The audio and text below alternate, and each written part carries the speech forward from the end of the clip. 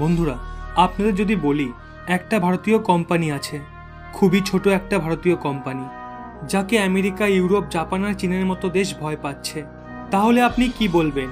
আপনি বলবেন এ তো অসম্ভব ব্যাপার। কিন্তু না বন্ধুরা, এটা সম্ভব। কারণ ওই ছোট কোম্পানি দুনিয়া জুড়ে এমন শোরগোল শুরু করেছে যে গোটা দুনিয়া এখন ভারতের দিকে চেয়ে আছে, আর এই ভারতীয় কোম্পানিকে ভয়ও পাচ্ছে। আজ্ঞে হ্যাঁ, পুরো বিষয়টা আপনাদের ডিটেলসে বলছি, তাহলে বিষয়টা আপনাদের কাছে পরিষ্কার হবে। কিন্তু তার আগে অবশ্যই চ্যানেলটি সাবস্ক্রাইব করুন, পাশের বেল আইকনটি অল করে, যাতে পরবর্তী ভিডিও নোটিফিকেশন সরাসরি আপনার ডিভাইসে চলে যায়। আপনারা সবাই জানেন আগত ভবিষ্যতের গোটাটাই স্পেস রিলেটেড, আর স্পেস যে কোনো দেশের জন্য একটা বড় অঙ্কের উপার্জন হতে চলেছে। পরবর্তী সময়ে ছোট কোম্পানি হোক বা বড়, সবাই নিজস্ব স্যাটেলাইট লঞ্চ করবে।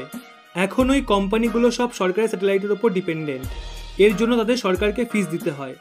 পরবর্তী সময়ে কোম্পানিগুলো সেলফ ডিপেন্ডেন্ট হয়ে উঠবে। দ্বিতীয়ত, পশ্চিমী দেশগুলোর মতো রয়েছে মহাকাশে গিয়ে খনন করা, যাতে অন্যান্য গ্রহ উপগ্রহের খনিজ পদার্থ উদ্ধার করা যায়। আপনারা হয়তো শুনেছেন চাঁদেও বিশাল মাত্রায় খনিজ সম্পদ রয়েছে, আর আমেরিকা তো এই প্ল্যানিংয়ে কাজও শুরু করে দিয়েছে। তৃতীয় মেন কারণ সাধারণ মানুষকে মহাকাশে নিয়ে যাওয়া, কিন্তু এটা তখনই সম্ভব হবে যখন স্পেসে যাওয়ার খরচা কম হবে। স্পেসে যাওয়ার জন্য বর্তমানে যা খরচ, একটা মানুষের পেছনে কয়েক মিলিয়ন ডলার খরচ হয়ে যায়। সেজন্য মোটামুটি অনেক দেশই তাদের যে সক্ষম লোকাল কোম্পানি আছে তাদের সাপোর্ট করছে। যেমন আমেরিকার যে স্পেসএক্স কোম্পানি আছে, ব্লু অরিজিন আছে, তারা সাপোর্ট পেয়েছে। আরও অনেক দেশ তাদের নিজস্ব প্রাইভেট কোম্পানিগুলোকে সাপোর্ট করছে। কিন্তু একটা ভারতীয় কোম্পানি রয়েছে যার নাম স্কাইরুট, যে সমগ্র ইউরোপ সহ আমেরিকান কোম্পানিগুলোর ঘুম উড়িয়ে দিয়েছে। কারণটা আপনাদের বলছি। 3-4 বছর আগেও তো স্যাটেলাইটের ব্যবসা ছিল, সেটা দুটো দেশেরই কবজায় ছিল। প্রথমটা হলো রাশিয়া আর দ্বিতীয়টা আমেরিকা। মানে দুনিয়া যত স্যাটেলাইট ছিল সব এই দুটো দেশ থেকেই সাপ্লাই হতো, আর এতে অনেক প্রফিটও হতো। মিলিয়ন ডলার আয় হয় এর থেকে। রাশিয়া তো এর থেকে বিলিয়ন ডলার আয় করে।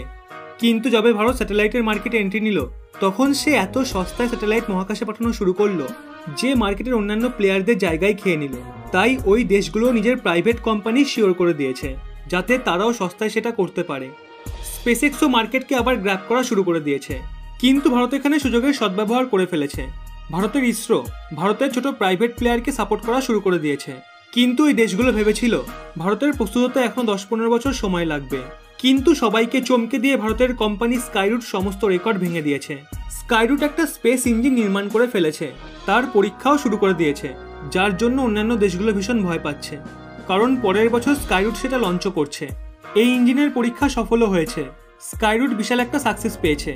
ভারতের সরকারি কোম্পানি ইসরো যদি বড়সড় ভারী স্যাটেলাইট সস্তায় বিক্রি করতে পারে, তাহলে ভারতের প্রাইভেট কোম্পানি যে হঠাৎ করে স্পিডিলি সামনে এগিয়ে এসেছে, সে পরবর্তী সময় না শুধু স্পেস শাটেল, বরং স্যাটেলাইটের যে লঞ্চিং মার্কেট রয়েছে সেটাকেও পুরোপুরি দখল করতে পারে। অন্যান্য দেশগুলো এত যে পয়সা দিয়েছে স্পেসএক্স, ব্লু অরিজিন এবং আরও অনেক বড় বড় কোম্পানিগুলোকে, সেগুলো সব ওয়েস্ট হয়ে যাবে। কারণ সবকিছু দখল করতে পারে ভারতের স্কাইরুট।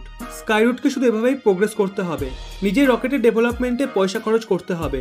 ভারত সরকারেরও উচিত স্কাইরুটে আরও কিছু পয়সা ঢালা। এতদিনে স্কাইরুটের মাত্র 90 কোটির ফান্ডিং হয়েছে। ভাবুন, মাত্র 90 কোটির ফান্ডিংয়ে এত ভালো পারফরমেন্স দিয়েছে। যদি ভারত এই কোম্পানিকে আরও একটু সাপোর্ট করে, তাহলে স্কাইরুট ভারত সরকারকেও ভালো রিটেল দিতে পারবে। স্কাইরুট ছাড়াও অনেক ভারতীয় প্রাইভেট কোম্পানি একই চেষ্টায় রয়েছে। আশা করা যায় তারাও দ্রুত উন্নতি করবে।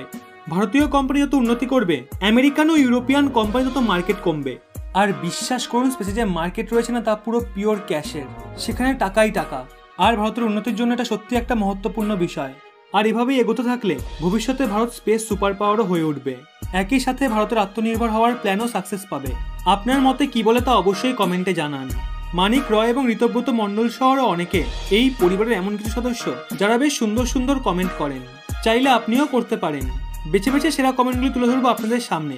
ভিডিওটি ভালো লাগলে অবশ্যই একটি লাইক করে সবাইকে শেয়ার করে দিন, এবং এরকমই নিত্য নতুন তথ্য পেতে রহস্য বাংলা চ্যানেলটি সাবস্ক্রাইব করে পাশের বেল আইকনটি অল করে রাখুন।